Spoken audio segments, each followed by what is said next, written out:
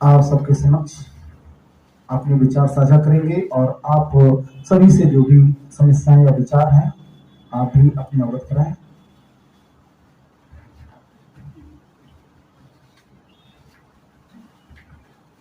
मैं बहुत आभारी हूँ अभी जो कार्यकारिणी का निर्वाचन हुआ है, लेकिन टेक्निकली रूप से मैं उससे पहले एक प्रस्ताव रखना चाहता हूँ और चाहता हूँ आप सब उसमें सहमति दें कि हम राष्ट्रीय अध्यक्ष पद पर श्री चंदोला साहब को आगे के लिए कंटिन्यू रखने के लिए सब लोग सहमत है और पूरी सहमति देते हैं।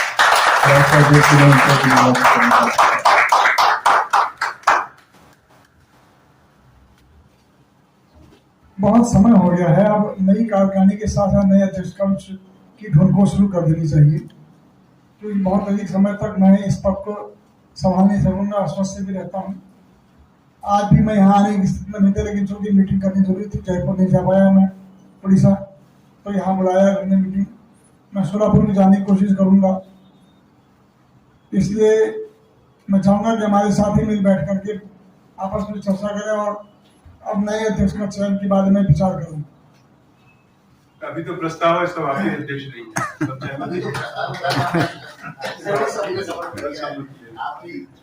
ताली ताली बजा के देखिए, मैं चाहूंगा कि आप लोग दूर दूर से आए हुए, अगर आप लोग अपनी समस्याओं के बारे में कुछ कहना चाहते हो तो संक्षिप्त में यहाँ आकर के अपनी बात रख सकते हैं। अभी 15 अगस्त का विज्ञापन सरकार ने जारी किया, गवर्नमेंट ऑफ इंडिया ने, तो मैंने देखा कि सब लोगों को नहीं दिया गया, कुछ खास लोगों को दिया गया। हमने उसी समय गवर्नमेंट ऑफ इंडिया को चिट्ठी लिख करके अपना विरोध दर्ज करा दिया था कि आपने जो ये डिस्क्रिमिनेशन किया, विज्ञापन जारी करने के, हम इसका खिलाफ, हम इसका विरोध करते हैं। और मैंने उस समय ईमेल से मिनिस्टर को और सेक्रेटरी को, डीएपी के डीजी को, सबको अपना विरोध दर्ज करा दिया। लेकिन आप लोगों को भी चाहिए कि आप लोग इस बारे में अपनी बात कहते, लेकिन मेरे पास किसी का कोई संदेश नहीं आया कि साहब क्या हो रहा है, डीएपी ने विज्ञापन हमको नहीं दी। इसी तरह से आरएनआई के बारे में भी मैं अपना विरोध दर्ज करा चुका हूँ, क्योंकि आरएनआई के कार्यों की शिकायत बहुत सारे सदस्यों को है। बहुत सारे लोगों को दिक्कतें होती हैं डीओपी आरएनआई में। आप लोग मुझे भेजेंगे तभी हम उसको फॉरवर्ड कर सकेंगे आगे को। हमारी ओर से प्रेस काउंसिल में Shyam Singh ji press council India के मेंबर हैं, वे आपके विषयों को उठाते हैं, लेकिन जब आप अपने विषय भेजेंगे तभी वे आपके विषयों को प्रेस काउंसिल में उठाएंगे, और उठाएंगे ही नहीं, शक्ति के साथ अपना प्रस्ताव रखेंगे ताकि सरकार को जवाब देना पड़े। ये हमारी कोशिश रहती। बहुत सारे विषय इन्होंने उठाए भी हैं और अभी भी हम इनको बताते रहते हैं कि आपने क्या क्या विषय उठाने हैं, और जब आप लोग अपना फीडबैक देंगे तभी हमें इन्हें कहने में सुविधा होगी और हम भी प्रस्ताव बना के इनको दे सकेंगे कि आप इस विषय को प्रेस काउंसिल में उठाइए, ताकि सरकार का ध्यान आकर्षित कराया जा सके। राज्य के मामले में भी हम राज्य सरकार को पत्र लिख सकते हैं, ये भी लिख सकते हैं, लेकिन तब जब हमारे पास जानकारियां होंगी। इसलिए आप सभी लोग इस बात का ध्यान रखें और आपस में एक दूसरे के साथ संपर्क में रहें। मैं सभी स्टेट प्रेसिडेंटों से अनुरोध करता हूं कि वे लोग वर्चुअली महीने में एक बार आपस में बातचीत कर लें, ताकि समस्याओं का आदान प्रदान होता रहे और उनके निदान के रास्ते निकल ढूंढे जा सके, संस्था अपना काम कर सके। हम आज ये संस्था बहुत पुरानी संस्था है, 1986 से ये संस्था काम कर रही है और सरकार के सामने बहुत सारी समस्याएं बहुत बार रखी गई, उनको हल भी कराया गया, उनसे लड़ाई भी लड़ी गई। बल्कि हमारे ऊपर एक आरोप ये भी है कि हम सीधे सीधे उंगली उठा देते हैं सरकार के ऊपर, अधिकारियों के ऊपर, कि आपने ये गलत किया, आपका ये कार्य ठीक नहीं है। लोग उस बात का बुरा मानते, हमने कह दिया सरकार को 2-3 बार, हमें इस बात की चिंता नहीं कि हमारी उपस्थिति का बुरा मानते हैं, क्योंकि समस्या आई है तो समस्या उठाई जाएगी। समस्याओं को व्यक्त करने में आपको तकलीफ होगी तो हमारी भाषा में शक्ति होगी। हम आपके साथ उम्मीद और प्यार और सम्मान की भाषा का इस्तेमाल बहुत कम कर पाएंगे।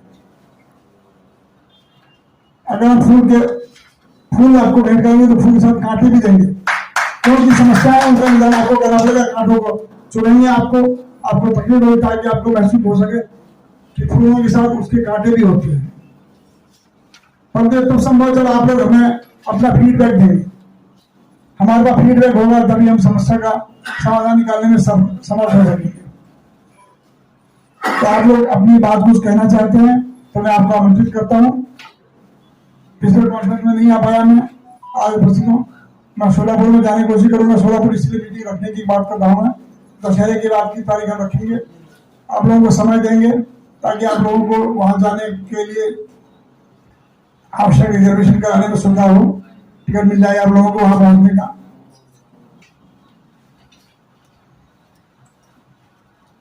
आज बहुत समय बाद हमारे तमिलनाडु के साथी प्रभाकर जी आए, मैं उनको बुलाऊंगा कि आप कुछ कहना चाहते हैं तो आप आइए, अपनी बात कहिए Prabhakar ji.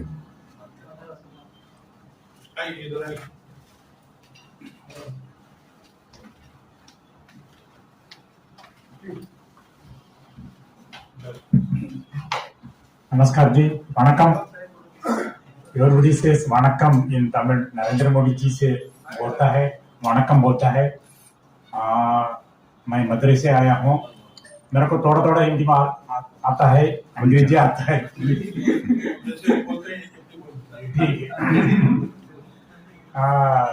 And this is the second time I'm attending the National Council meeting. Definitely, it was a pleasure. Actually, Chandolaji was asking me to conduct one meeting at Madurai.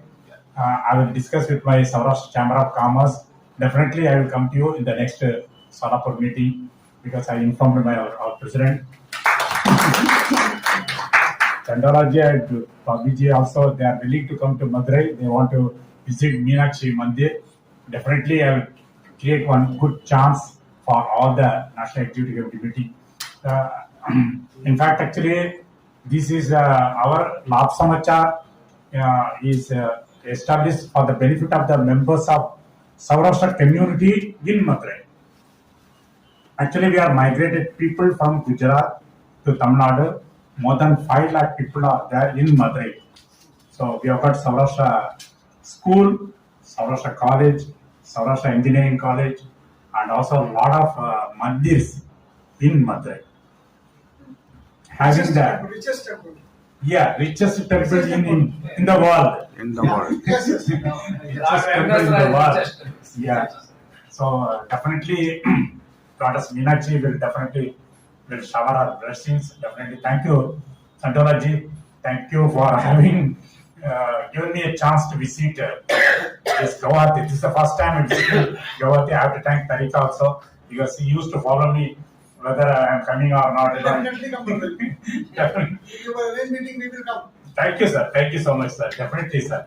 We have good arrangement. Thank you. Thank you. क्रम में हमारे कलाकार हमारे association की शान है, उनकी नई कार्यकारी घोषणा राष्ट्रीय अध्यक्ष माननीय चंदोला जी के साथ सभी लोगों की मौजूदगी में कुछ नई जिम्मेदारियां नए लोगों को हम लोग ऑल इंडिया कॉन्फ्रेंस ऑर्गेनाइज नहीं कर पाए, इसलिए रिकॉन्स्टिट्यूशन तो करना ही था हमें। और ये रिकॉन्स्टिट्यूशन पहले हमने जयपुर में प्रपोज किया, लेकिन मैं नहीं जा पाया, इसलिए वो नहीं वहाँ नहीं हो पाया। आपके सामने मैं नई लिस्ट ले रहा हूँ।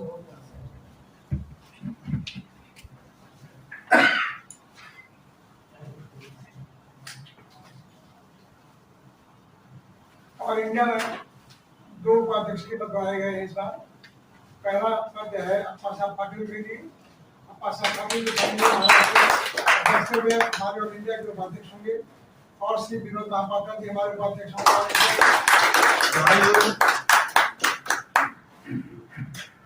श्री संजय गजरा जी आज नहीं आ पाए हैं, और जयपुर गए जो हमारे महामंत्री हैं, वे महामंत्री के बाद बने रहेंगे। उसके बाद प्रवीण पाटिल साहब को इंडिया का सेक्रेटरी बनाया जाता है। श्री अनंत शर्मा जी हमारे ऑल इंडिया के सेक्रेटरी होंगे। संगठन मंत्री के पद पर पहले भी लॉन्ग सिंह जी थे, अभी भी लॉन्ग सिंह जी का नाम है। आज मीटिंग में आए नहीं, यहाँ होकर भी अगर बात हो तो अच्छा लगता है। क्योंकि वो जानकारी हुई है कि वो एजुकेशनल कोई उनका निजी मामला था, नहीं। और दूसरे ऑर्गेनाइज सेक्रेटरी होंगी निशा रसोगी, पहले भी सेक्रेटरी थी, ऑर्गेनाइज सेक्रेटरी है। ट्रेजरर का पद पर हमने जो पहले से भगवती जुमला जी थी उनको रखा है।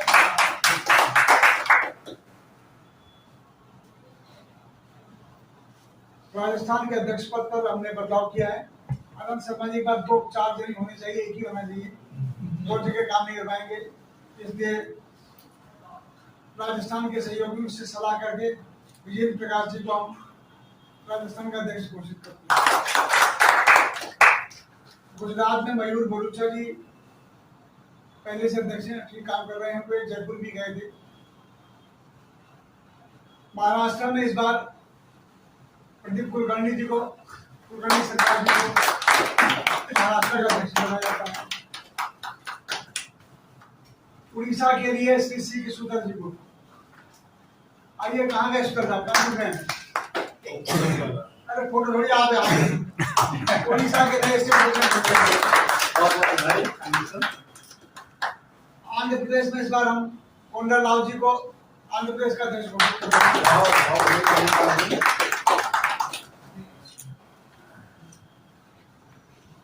कर्नाटक में वेणुगोपाल जी कंटिन्यू करेंगे।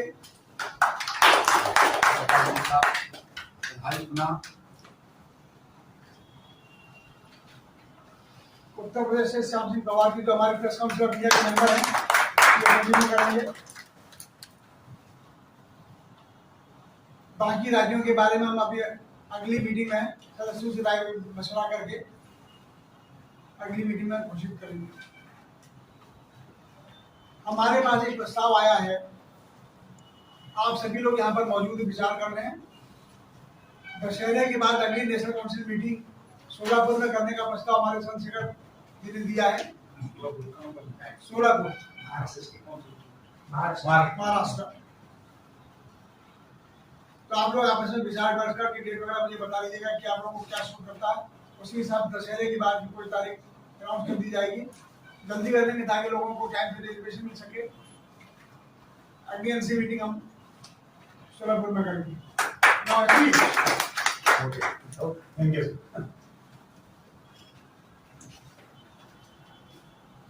हम सब के लिए ये बहुत ही सुखद और गौरव पल है कि एसोसिएशन की राज्य इकाइयों की घोषणा माननीय राष्ट्रीय अध्यक्ष जी के द्वारा की गई, जिस पर सभी ने अपनी अपनी सहमति दी और कार्यकारिणी में शामिल होने वाले पदाधिकारियों को बधाई। हम चूंकि कलमकार हैं, यह संगठन कलमकारों का है। कहा है किसी ने, रख कलम में अपनी ताकत इतनी, रख कलम में अपनी ताकत इतनी, पढ़ने वाला खुद आए तेरे दर पर, कोई रुतबा ही ना बाकी रहे कलम का, मत झुक आगे किसी के दर्द पर।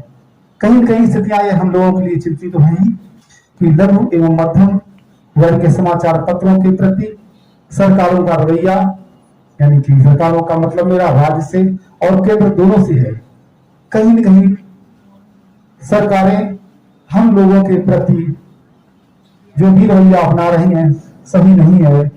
और हम संगठन के सभी इकाइयों से ये आग्रह करते हैं कि अपने अपने स्तर से अपने अपने राज्यों की जो भी समस्या हो, चाहे चूंकि हम भले ही अखबारों के मालिक हैं, लेकिन हम लोगों की एक इकाई होती है जिसे हम पत्रकार कहते हैं। जब हमारा पत्रकार सशक्त होगा तो हमारा संस्थान भी सशक्त होगा।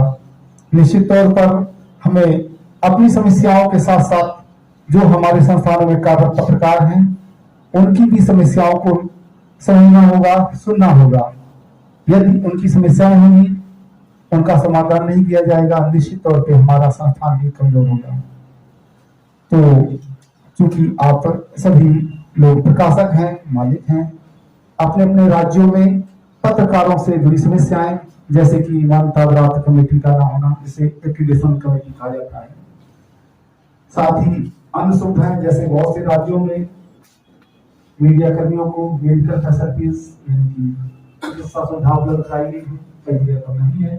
इस संबंध में अपने विस्तृत और बिंदुवार विचार राष्ट्रीय अध्यक्ष जी को प्रस्तुत करें, अवगत कराएं।